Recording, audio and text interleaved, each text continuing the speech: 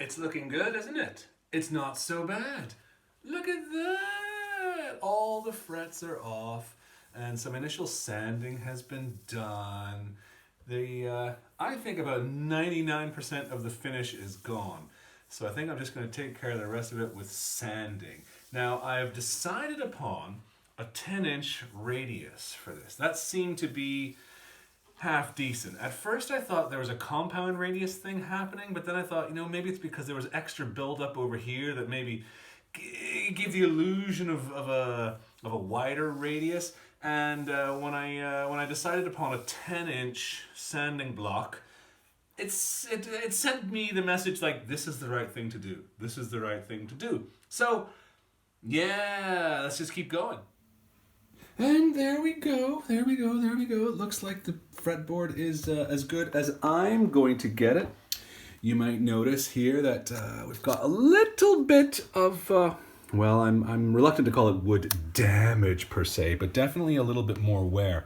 If you recall from a few moments ago, I had particular trouble getting the last 6 frets out, and it kind of shows in around here. But what looks terrible now always looks a little bit better later, because the frets are going to cover up most, if not all, of those little imperfections, and we're going to be all good.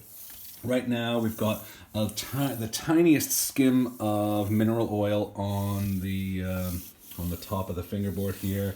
Let's see, I sanded it down to 500 grit, and then I took 2 different grades of steel wool, and it feels nice. It really does. So I think once the frets are in and once it's oiled, it's going to play nice. There's going to be no finger skin squeaking on varnish, that sort of thing. You may remember from earlier that what we're dealing with is a bound fretboard. That is to say, there is a binding. When you're playing the guitar and you're looking down at the neck, you're not going to see the fret tangs. Now, what are the fret tangs? Well, what you're looking at are the fret tops, but buried in the wood are the little kind of barbed bits that help to keep the fret embedded in the wood. Now, because you have binding, the tangs need to be cut to the correct slot, the correct width of the fret slot there. And not too small, not too big. Too big, you're going to cut into the binding. Too small, you're not going to get grip at the sides. So every single fret needs to be looked at, needs to be fit specifically for its slot. You can use a little nippy tool to get rid of the tang, and you end up with a big fat square, or fat long T-shaped square to begin with. I like to file the underneath just to make sure that there's absolutely no tang left.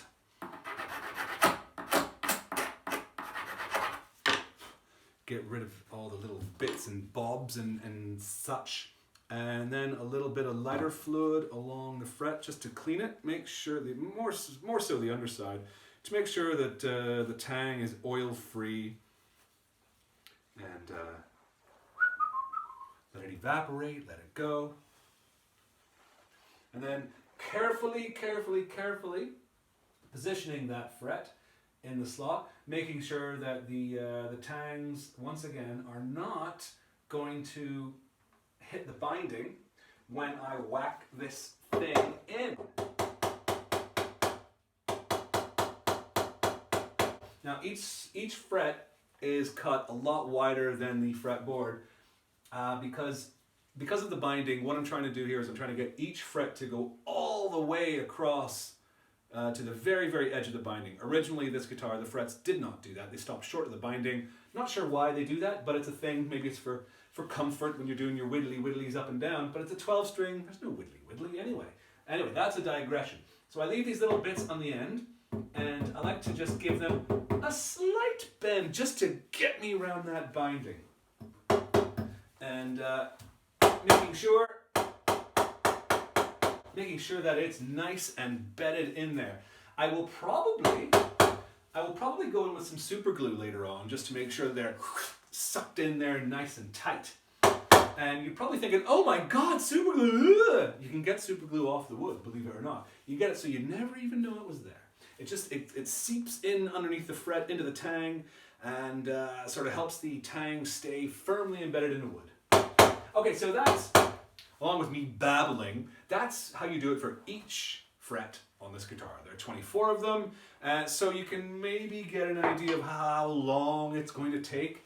And it's just rinse and repeat, rinse and repeat, rinse and repeat. I've got each fret sitting here waiting to go, cut to the rough length from the fret wire. The fret wire is, what's left of the fret wire is here. It came in a 2-meter circle, and I used my handy dandy fret radius bending tool to get to the radius that I wanted.